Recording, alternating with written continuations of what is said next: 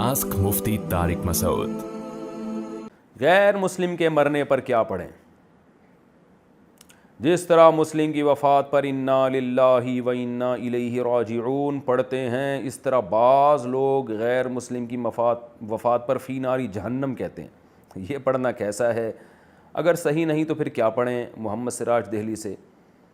دیکھیں، انا للہ و انا الیہ راجعون کا جو اصل مطلب ہے وہ یہ کہ ہم اللہ ہی کے لیے، ہم نے اللہ کی طرف لوٹ کر جانا ہے۔ تو اصولی طور پر تو ہر مصیبت میں یہ دعا پڑھی جا سکتی ہے، بھئی ہم نے اللہ کی طرف لوٹ کر جانا ہے، جو ہمیں مصیبت ملی ہے اس کا اللہ ہمیں آخرت میں بدلہ دے گا انشاءاللہ۔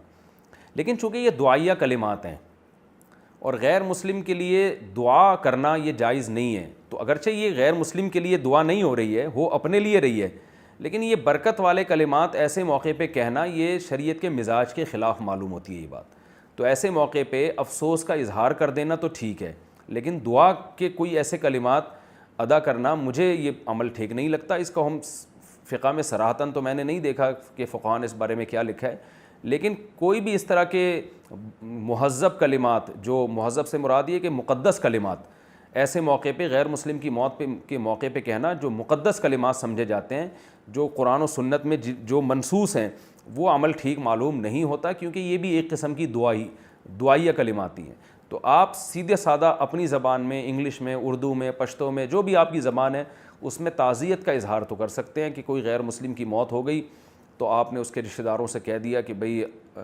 ہمیں افسوس ہوا، آپ کے فلاں شخص کا انتقال ہو گیا اور ہم اس غم میں آپ کے ساتھ برابر کے شریک ہیں، یا ان کو تسلی کے کوئی دو جملے بول دیں، یہاں تک تو ٹھیک ہے، لیکن آگے یہ دعائیہ کلمات پڑھنا یہ ٹھیک معلوم نہیں ہوتا، یہ مسلمانوں کا خاصہ ہے۔ دوسری بات یہ کہنا فی ناری جہنم، یہ بھی غلط ہے۔ وہ جہنم میں جو بھی شرک پر مرے گا، کفر پہ مرے گا، تو قرآن میں تو صاف ہے کہ اس کی بخشش نہیں ہوگی، لیکن یہ قرآن نے بتا دیا کافی ہے، آپ کو یہ بار بار ہائی لائٹ کرنا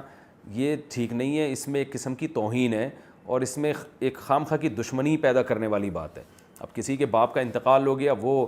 بیچارہ بیٹھا ہوا وہ رو رہا ہے، وہ چاہے وہ ہندو ہے یا کوئی بھی مشرک ہے، وہ رو رہا ہے بیٹھا ہوا میرے ابا مر گئے، آپ جا کے کہنے فی ناری جہنم، کوئی مسئلہ نہیں ہو تو جہنم میں گیا ہے، تو یہ بے موقع ایک بات ہے جو خام خام ایک آگ لگانے والی بات ہے۔ تو نہ فی ناری جہنم کہیں، نہ انا للہ و انا الیہ راجعون کہیں، سیدھا سیدھا نارمل طریقے سے جو ایک کسی بھی مصیبت پہ افسوس کے اظہار کا ایک کسی بھی قوم میں کوئی بھی طریقہ ہو، عرف ہو، اس کے مطابق افسوس کا اظہار کریں، اس سے آگے نہ بڑھیں آپ۔